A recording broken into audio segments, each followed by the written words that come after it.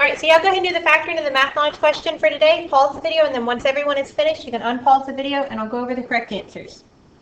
So for the factoring, you're going to start off by taking out your greatest common factor, which is a 3. And then you're going to have x squared minus 4x plus 4 left. And then what is in your parentheses will factor as x minus 2 times x minus 2. So you'd write your answer as 3x minus 2 squared. For the math knowledge question, they give us a bunch of information about our picture, and they tell us that his eye level, which is at point D, is 6 feet above the ground. So this distance here is 6. And then the AB is 4. BC is 14. And we are looking for the height of this other triangle. Now we know that these angles down here are going to be congruent. And so we actually have two similar triangles. And so we're going to set up our ratios for that. So we're going to say 6 over x equals 4 over 14. And so I would have 84 equals 4x. And so if you divide by 4, you get 21 for your x value, which is D. So that's how you do the factoring and the math knowledge question. So we are looking at lesson 93 today. We're looking at advanced trig identities, and then we're going to look at triangle inequalities part 2. So hopefully after this lesson you'll understand the advanced trig identities and the triangle inequalities. So we want to show that these are equal. So this is another type of trig, show that. And so we are going to start with one side or the other, and we're going to have to show that it equals the other side, just like we've been doing. Now on this one, I've told you probably 97% of the time you're going to want to pick the left side, but on this one, it really doesn't matter which side you pick. You can actually do one side or the other because it's pretty much going to be the same thing, no matter which side you pick. So I'm going to pick the left side just because that's the side that we normally pick. But again, if you want to pick the right side and work from it, you are more than welcome to. So you start by writing your side down, and then we are wanting to get something that'll make it cosine over 1 minus sine b. And so the way that you're going to do that is to multiply your numerator and your denominator by the same quantity. And the one that you're going to want to multiply it by, you can do it two different ways. You can either multiply it by 1 minus the sine of b over 1 minus the sine of b, or you can actually do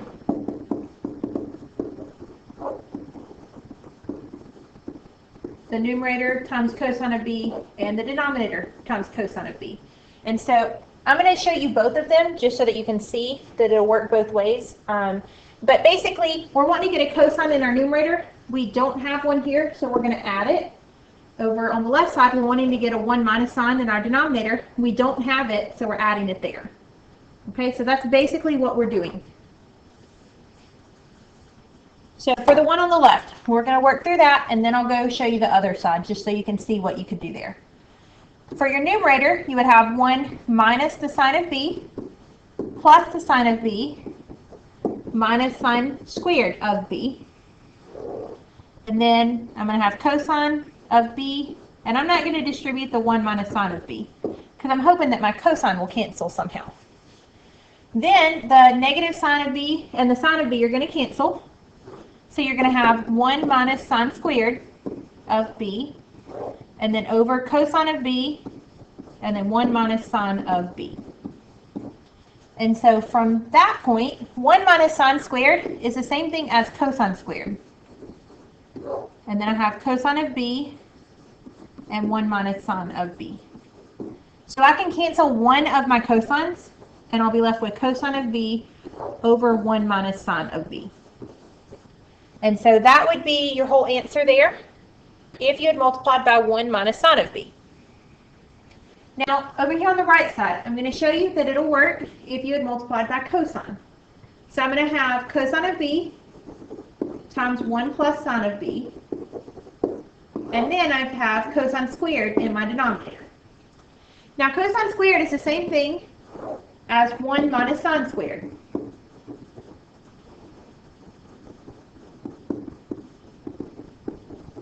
Okay, so now 1 minus sine squared will factor. And the way that 1 minus sine squared factors is 1 minus sine of b times 1 plus sine of b. And then you should notice that your 1 plus sine of b's cancel, and you just have cosine of b over 1 minus sine of b.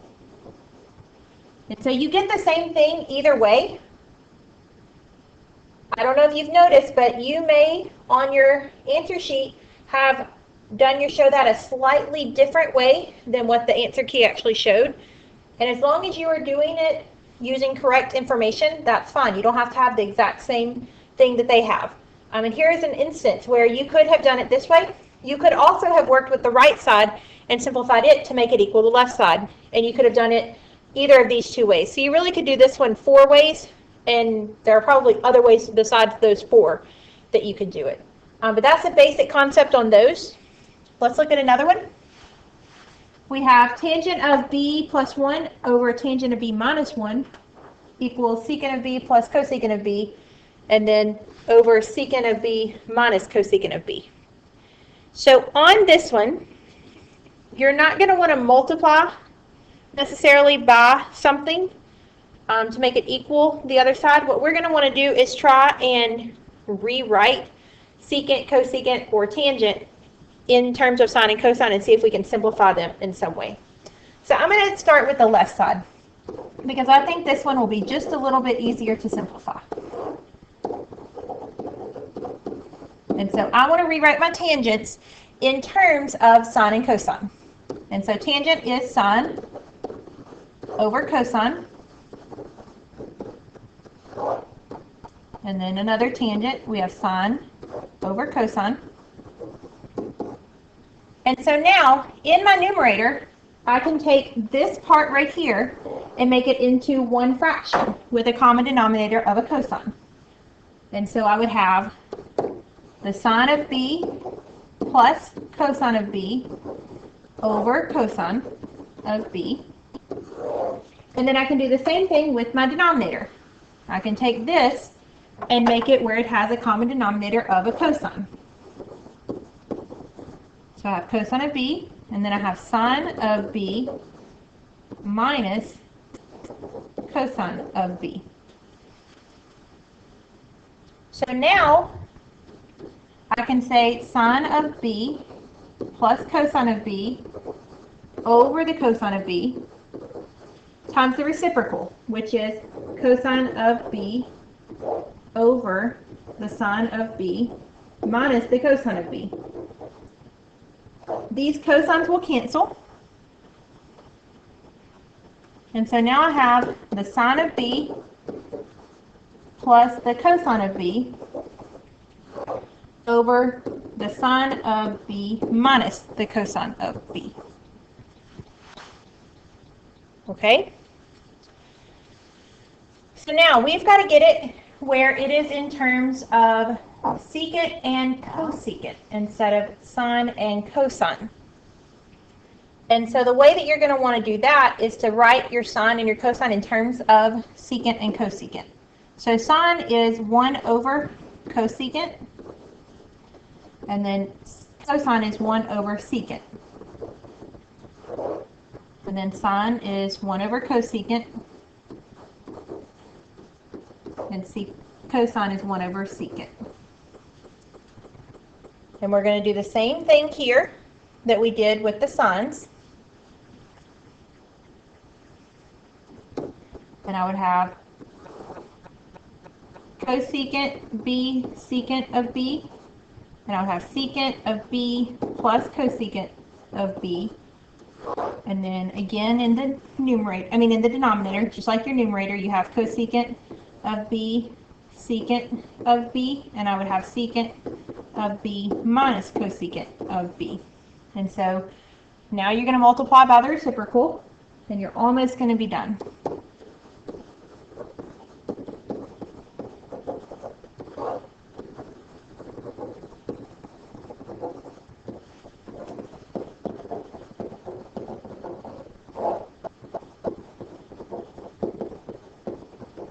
So you have cosecant of b, secant of b cancel, and then you're just left with secant of b plus cosecant of b over secant of b minus cosecant of b. And so that's one way that you can do it. There are multiple ways that you can do those, and it's fine with me if your answer doesn't match up with what is in the answer key, as long as you've substituted and simplified and multiplied correctly. Okay? If you want to look in the book, they do have another way that they do it. They multiply their numerator and denominator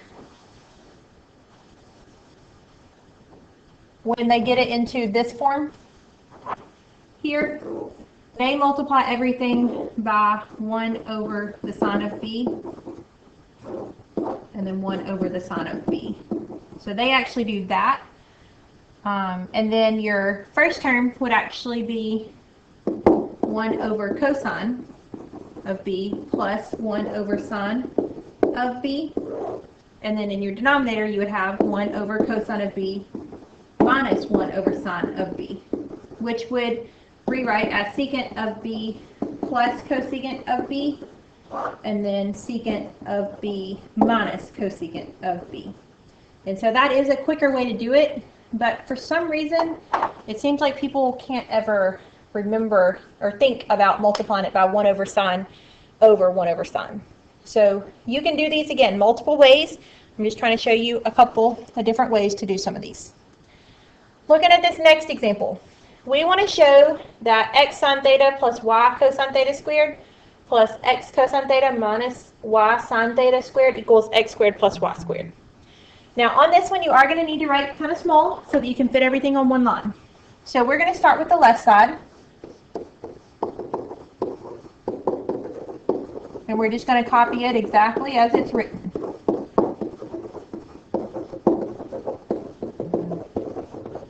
And so now we actually want to square these and distribute. So we're going to have x sine of theta times x sine of theta. So that's x squared sine squared theta. Then we're going to have an xy sine of theta cosine of theta. And then we're going to have another xy sine of theta cosine of theta. And then we're going to have a y squared cosine squared theta. That's the first set of parentheses. And then for the second set of parentheses, you're going to have an x squared cosine squared theta minus xy sine theta cosine theta minus another xy sine theta cosine theta, and then plus a y squared cosine, whoops, we already did the cosine, a y squared sine squared of theta. So if you distribute, that's what you should get, 8 of those terms. And so now, if you notice, you have a xy sine theta cosine theta, another xy sine theta cosine theta, but you also have 2 of the negative ones. So these 4 terms are actually going to go away, and you're just going to be left with x squared sine squared plus y squared cosine squared plus x squared cosine squared plus y squared sine squared. Now I'm going to combine the 2 that have my x's. I'm going to factor out the x, and so I'm going to have sine squared plus cosine squared. And then I'm going to combine the 2 that have the y's, and so I'll have y squared times cosine squared theta plus sine squared theta. Now if you remember, sine squared theta plus cosine squared theta is equal to what? A 1. And so we can say the same thing for cosine squared plus sine squared. It equals 1. Well, that's just x squared plus y squared, which is what they gave us over here. And so that would be our answer. Then you would circle all of that as your answer. So hopefully those make a little bit of sense to you. You can look in the book and see if they possibly worked it a slightly different way. But again, as long as you have done correct substitutions, multiplications, that sort of thing, then your answer would be acceptable, even if it doesn't match what the answer key has.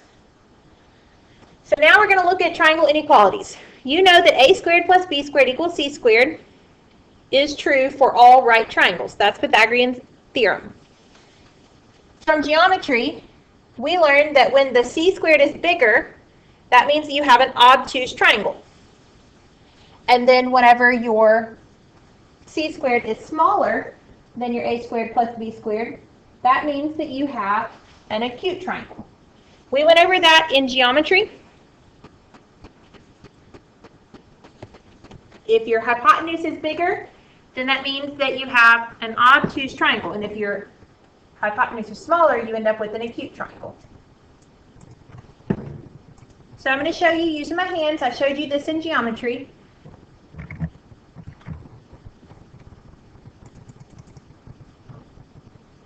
You have a right triangle.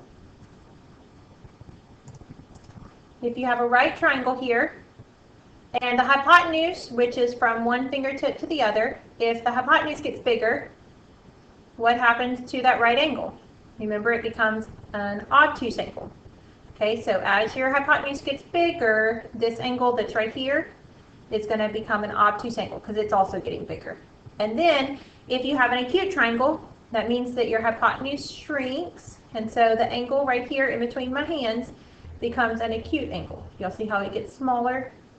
So we went over that in geometry. Hopefully you remember that. But I told you, I don't really learn the ones that we have here and here. I just remember using my hands. Okay? So let's look. Is a triangle whose sides are 3, 4, and 5 a right triangle, an acute triangle, or an obtuse triangle? So what you're going to do on these, you're going to take the smaller two, and you want to know how does it compare to the bigger one. Well, 3 squared is 9, 4 squared is 16, and 5 squared is 25. So we have 25 and 25. Since they're equal, what does that mean that it is? It's a right triangle. Okay? So if they are equal, that means that you do have a right triangle because Pythagorean theorems worked on it. Let's look at another one. Classify the triangle whose sides are 4, 7, and 5. So you always pick the smaller two and add them together after you square them.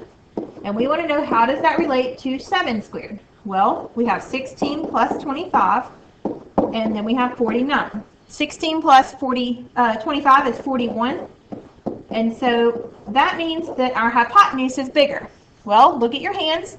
If your hypotenuse gets bigger, that means that you're going to have an obtuse triangle. And so that would be your answer for that question. So again, I don't tell you to learn those inequalities that were on the previous slide. I want you to use your hands and just think about it logically, because I'm afraid that if you try and memorize them, you're just going to get them mixed up. But use your hands and compare the hypotenuse with that angle. Okay, so on your homework, you do get to omit number 5, 9, 10, and 11. So make sure to do that tonight so that we can go over any questions you have tomorrow.